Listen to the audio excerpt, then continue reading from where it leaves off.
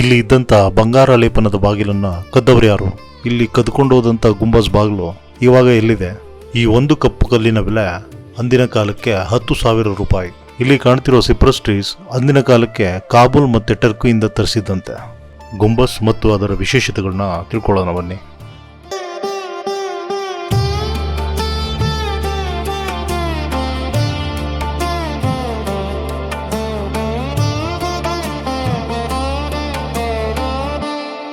ನಮಸ್ಕಾರ ಎಲ್ರಿಗೂ.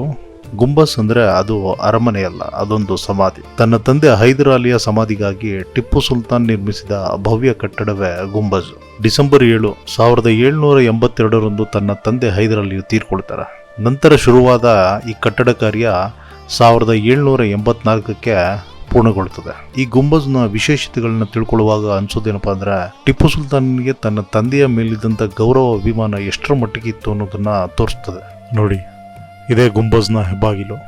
ಹಾಗೆ ಒಳಗಡೆ ಬಂದರೆ ಅಲ್ಲಿ ಒಂದು 50 ರೂಪಾಯಿ ಕೊಟ್ಟು ಟಿಕೆಟ್ ತೊಗೋಬೇಕಾಗುತ್ತೆ. ನಾವು ಹೋದಾಗ 50 ರೂಪಾಯಿ ಇತ್ತು, ಇವಾಗ ಎಷ್ಟಿದೆಯೋ ಗೊತ್ತಿಲ್ಲ. ಹಾಗೆ ಒಳಗೆ ಬಂದರೆ ನಿಮಗೆ ಒಂದು ದೊಡ್ಡದಾದ ಉದ್ಯಾನವನ್ನು ಕಾಣುತ್ತೆ. ದೂರದಲ್ಲಿ ಕಾಣೋದೇ ಗುಂಬಜ್, ತುಂಬ ಸುಂದರವಾಗಿ ಕಾಣುತ್ತೆ. ಈ ವಿಡಿಯೋಗೆ ನಾನು ಬಾಗಿಲನ್ನು ಕದ್ದ ಬ್ರಿಟಿಷರು ಅಂತ ಟೈಟಲ್ ಕೂಡ ನಾನು ಅಂದ್ಕೊಂಡೆ. ಯಾಕಂದರೆ ಈ ಗುಂಬಸ್ಸಲ್ಲಿದ್ದ ಬಾಗಿಲುಗಳನ್ನು ಬಿಟ್ಟಿಲ್ಲ, ಬ್ರಿಟಿಷರು ಕದ್ಕೊಂಡು ಹೋಗ್ಬಿಟ್ಟಿದ್ದಾರೆ. ಬ್ರಿಟಿಷರು ನಮ್ಮ ದೇಶವನ್ನು ಕೊಳ್ಳೆ ಹೊಡೆದ್ರು ಅಂತ ಕೇಳ್ತಿದ್ದೆ, ಆದರೆ ಇಷ್ಟರ ಮಟ್ಟಿಗೆ ಕೊಳ್ಳೆ ಹೊಡೆದಿದ್ದಾರೆ ಅಂತ ಗೊತ್ತಿರಲಿಲ್ಲ. ವಿಶೇಷ ಏನಪ್ಪಾ ಅಂತಂದ್ರೆ, ಆ ಬಾಗಿಲುಗಳನ್ನ ಕದ್ಕೊಂಡದ ನಂತರ ಮತ್ತೊಬ್ಬ ಬ್ರಿಟಿಷ್ ಅಧಿಕಾರಿಯೇ ಇಲ್ಲಿಗೆ ಬಾಗಿಲುಗಳನ್ನ ಉಡುಗೊರೆಯಾಗಿ ಕೊಡ್ತಾನೆ. ಅವನೇ ಲಾರ್ಡ್ ಡಾಲ್ಹೌಸಿ. ನೋಡಿ, ಇಲ್ಲಿ ಕಾಣಿಸ್ತಿರೋ ಕಪ್ಪು ಕಲ್ಲುಗಳು ವಿಶೇಷವಾದ ಕಲ್ಲುಗಳು. ಅಂದಿಗೆ ಈ ಒಂದು ಕಲ್ಲಿನ ಬೆಲೆ 10,000 ರೂಪಾಯಿ. ಅಂದಾಜು ಮಾಡ್ಕೊಳ್ಳಿ, ಆವತ್ತಿಗೆ 10,000 ರೂಪಾಯಿ ಇದ್ದಂಥ ಕಲ್ಲು ಇವತ್ತಿಗೆ ಎಷ್ಟಿರ್ಬೋದು. ಇದನ್ನು ಏನಾದರೂ ಬಿಚ್ಕೊಂಡು ಹೋಗ್ಬೋದು ಅನ್ನೋದು ಇದ್ರೆ ಬ್ರಿಟಿಷರು ಇದನ್ನು ಬಿಚ್ಕೊಂಡು ಹೋಗ್ತಿದ್ದಾರೆ. ಕಲ್ಲು ತೆಗೆದ್ರೆ ಕಟ್ಟಡ ಉಂಟೋಗುತ್ತೆ ಅನ್ನೋ ಕಾರಣಕ್ಕೆ ಅದನ್ನು ಬಿಟ್ಟು ಹೋಗಿದ್ದಾರೆ. ನೋಡಿ, ಇಲ್ಲಿ ಕಾಣ್ತಿರೋ ಚಿತ್ರಪಟಗಳೆಲ್ಲ ಬರೆದು ಇಂದಿಗೆ 240 ವರ್ಷಗಳೇ ಕಳೆದು ಹೋಗಿವೆ. ಏನು ಬಳಸಿ ಈ ಚಿತ್ರಪಟಗಳನ್ನ ಬರೆದ್ರೆ ಗೊತ್ತಿಲ್ಲ, ಇವತ್ತಿಗೂ ಅಷ್ಟೇ ಸ್ಪಷ್ಟವಾಗಿದೆ.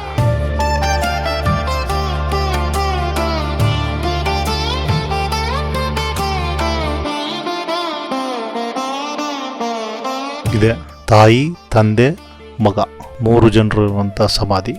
ಮಧ್ಯದಲ್ಲಿ ಹೈದರ್ ಅಲಿ, ಬಲಗಡೆಗೆ ತಾಯಿ, ಎಡಗಡೆಗೆ ಟಿಪ್ಪು ಸುಲ್ತಾನ್. ಇದೇ ಈ ಗುಂಬಜ್ ಒಳಗಡೆ ಇರೋ ವಿಶೇಷತೆ.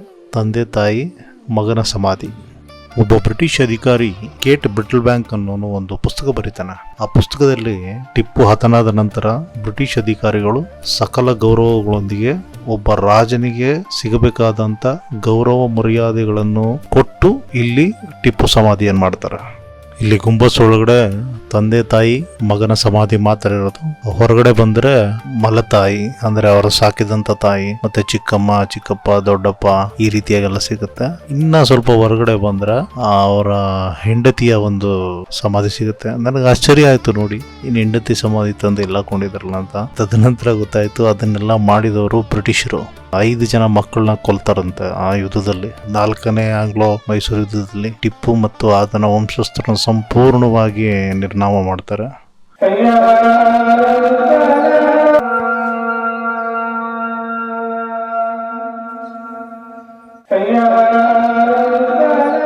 ಹಾಗೆ ನೋಡ್ತಿದ್ದಾಗೆ ಗುಂಬಜ್ನ ಬಲಗಡೆ ಒಂದು ಮಹಿಳೆಯರ ಪ್ರಾರ್ಥನಾ ಮಂದಿರ ಕಾಣುತ್ತೆ.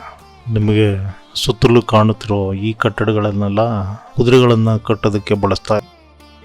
ಮತ್ತು ಇವಾಗ ಏನು ನೋಡ್ತಾ ಇದ್ದೀರೋ ಉದ್ಯಾನವನ, ಇದು ಆ ಒಂದಿನ ಕಾಲಕ್ಕೆ ಸಂಪೂರ್ಣವಾಗಿ ದೊಡ್ಡದಾದ ಉದ್ಯಾನವನ ಅಂತೆ.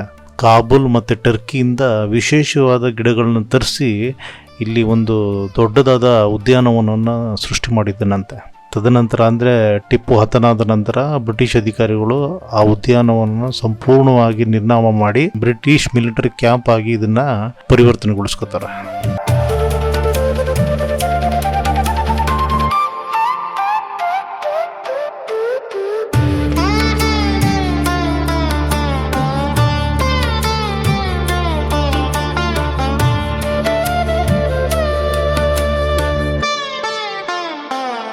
ಈ ಸ್ಥಳದ ವಿಳಾಸ ಮತ್ತು ಸಮಯ ವಿಡಿಯೋ ಡಿಸ್ಕ್ರಿಪ್ಷನಲ್ಲಿ ಹಾಕಿರ್ತೀನಿ.